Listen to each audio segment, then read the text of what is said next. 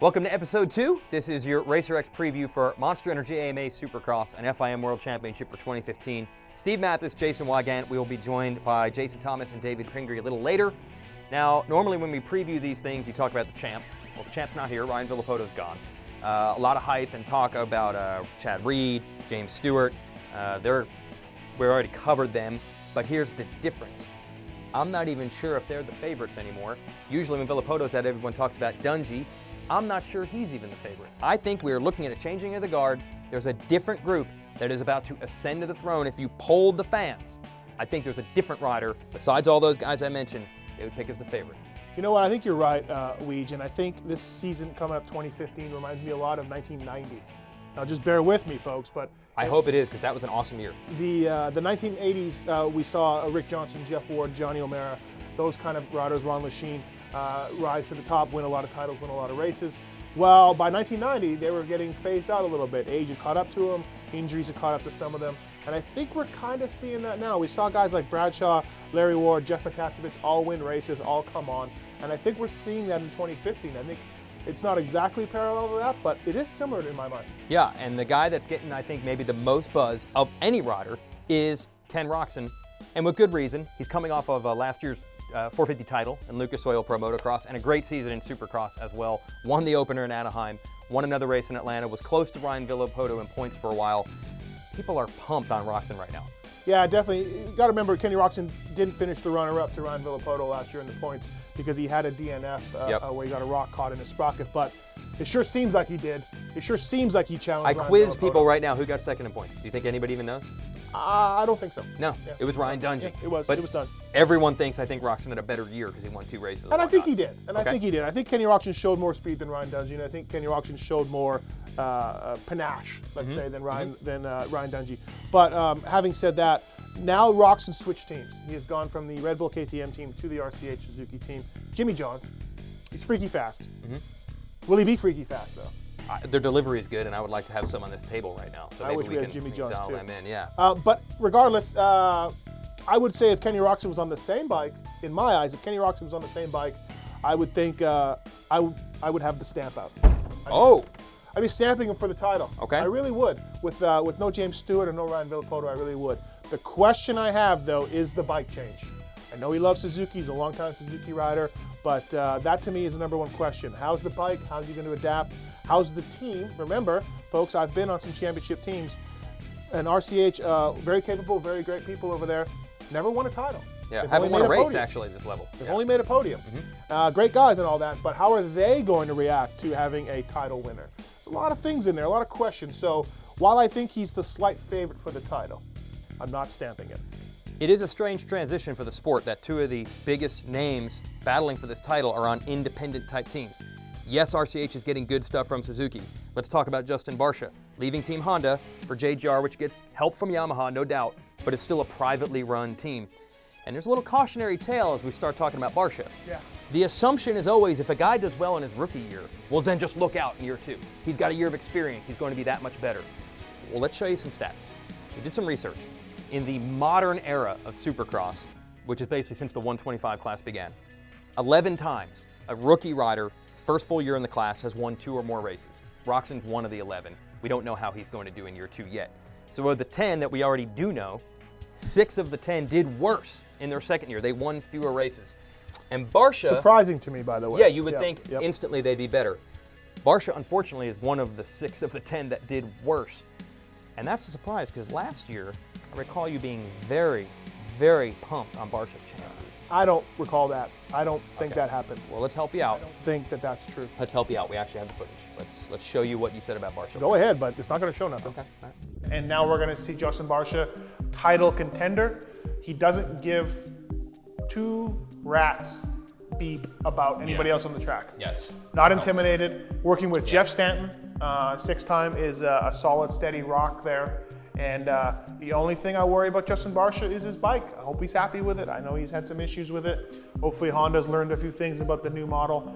Barcia fan, right here. Barcia is the guy. Okay. You said that Barcia would be the guy closest to Ryan Villopoto last year, and based on his rookie year, I remember that. that was good data. Yeah. What the hell happened?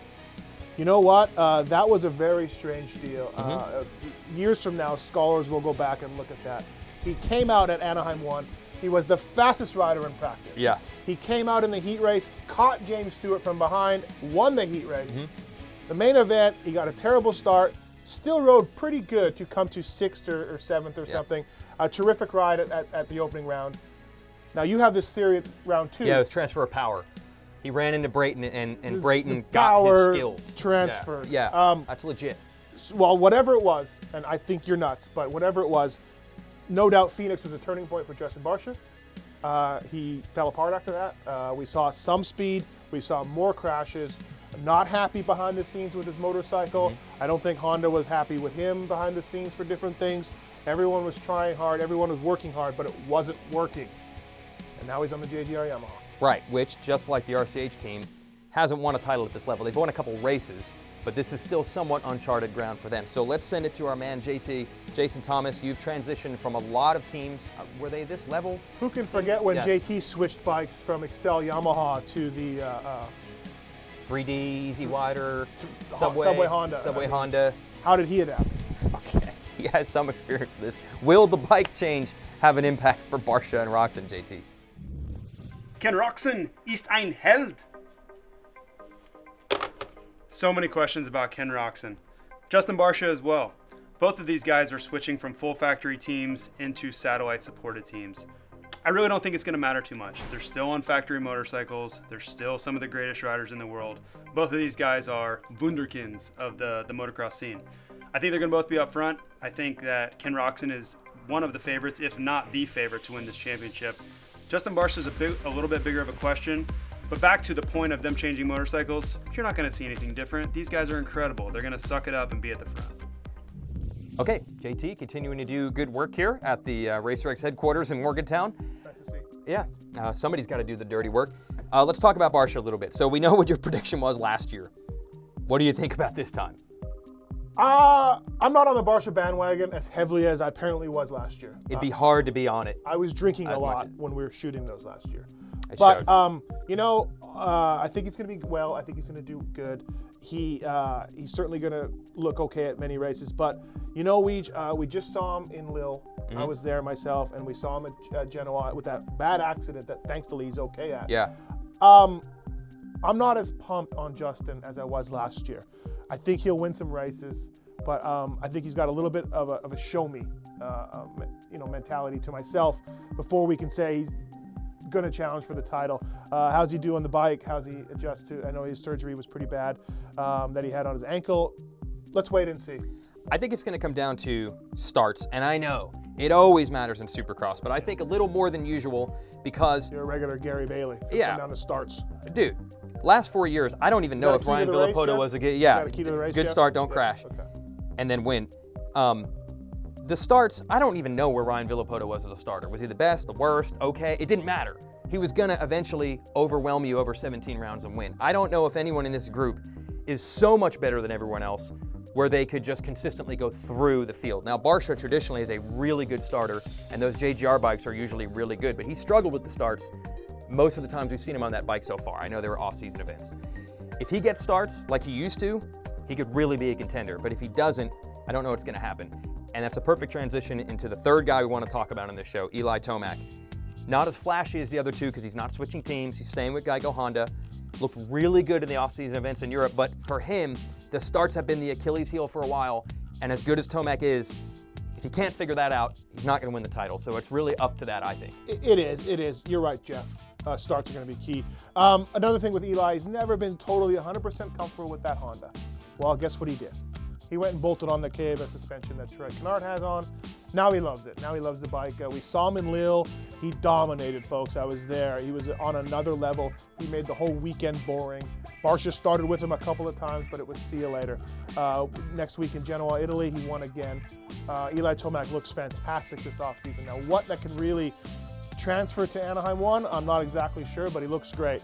I don't think there's any doubt he gets a win this year, his first win, and I don't think there's any doubt that he challenges for the title. He looked that good. Yeah, I think he's almost a little underrated. The first year last year was a wash with some injuries, and I think people have forgotten this is a guy who ran with and beat Ken Roczen a lot just 2 years ago in the 250 class. And if you're going to pick Roczen as a title favorite, like I think a lot of people are, you can't count out Tomac as long as you can get off the gate consistently. Don't forget it. Tomac's dad is gnarly. Oh, he is? Yeah. Really? He's gnarly. I think I've heard about that. Yeah. Let's check in with David Pingree. We'll ask him what he thinks of these 3 riders. I think these are your guys who could do a lot of winning this year, starting for me with Eli Tomac. I think last year I was expecting big things out of him. Hurt in the opening heat race, and I feel like it took him a long time to really get back onto the pace and feel good again. But once he did at the Nationals, he proved he's got the speed, he can run up front, and I expect him, based on what he did at Barcia and Geneva, to come out firing, and wouldn't shock me one bit to see him win the opener or win this championship, to be honest. So really excited for Eli. I think he's gonna have a great year, and I think he's poised to do that. Ken Roczen, obviously awesome on a motorcycle, no matter what color it is. Pretty shocked by his move to Suzuki. I had a chance this past week to talk to Roger DeCoster about it and see if he could give me any insight, and he said, I don't know. He said it must have just been people he works with kind of pushing him that way. He goes, I thought we had a good relationship, he liked the bike, so DeCoster's as baffled by the whole move as anybody.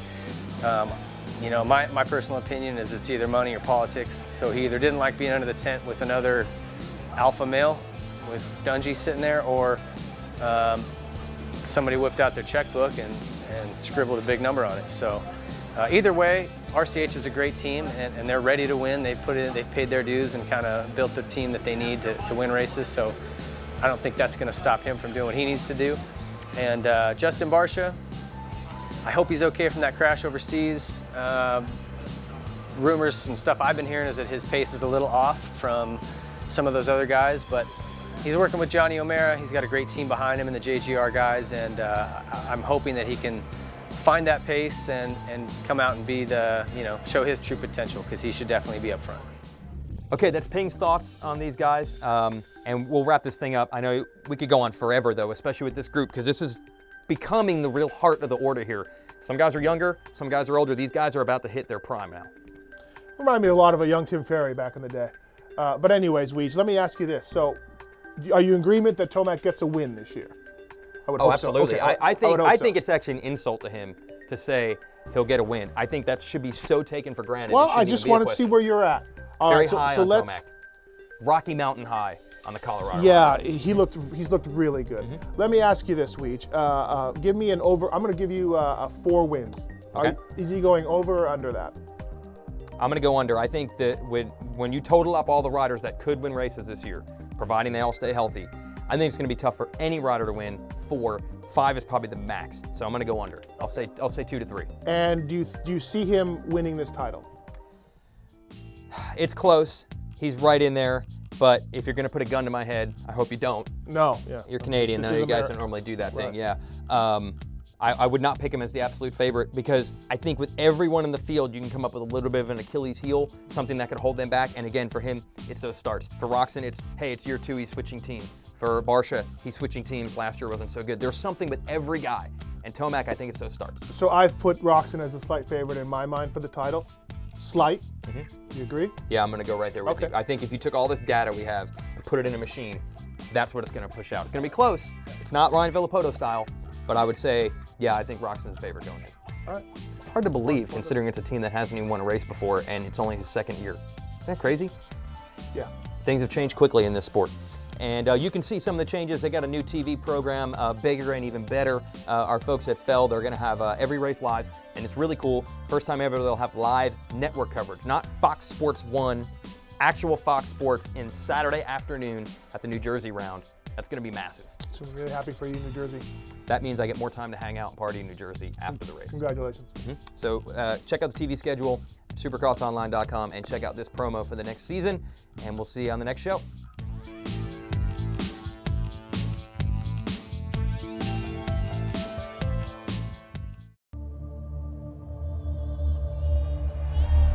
I'm excited, there's always that little bit of kind of edgy, butterflies, but it's a feeling you really look forward to, and you don't have it, you miss it. For me, it's always the anthem. As soon as you're hearing the anthem, it's about to get real. We're kind of reminds you this is what you enjoy doing, this is why you're here, and bring back the love and the passion for the sport. Gets you fired up, almost kind of chills up your back. Speeds are faster, the intensity's higher, and everybody's training hard and working hard physically and raising that bar. The tension is really high right now. You know, who's going to be the next guy? You know, a lot of guys are going to be, pushing and shoving for that position. There's blood in the water for sure.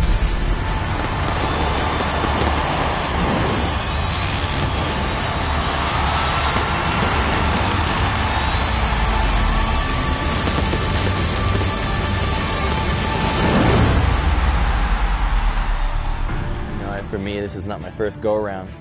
Let the craziness kind of happen, and something that you just can't really prepare yourself for other than experience and going through it. Champions in the lead, and this stadium's going nuts!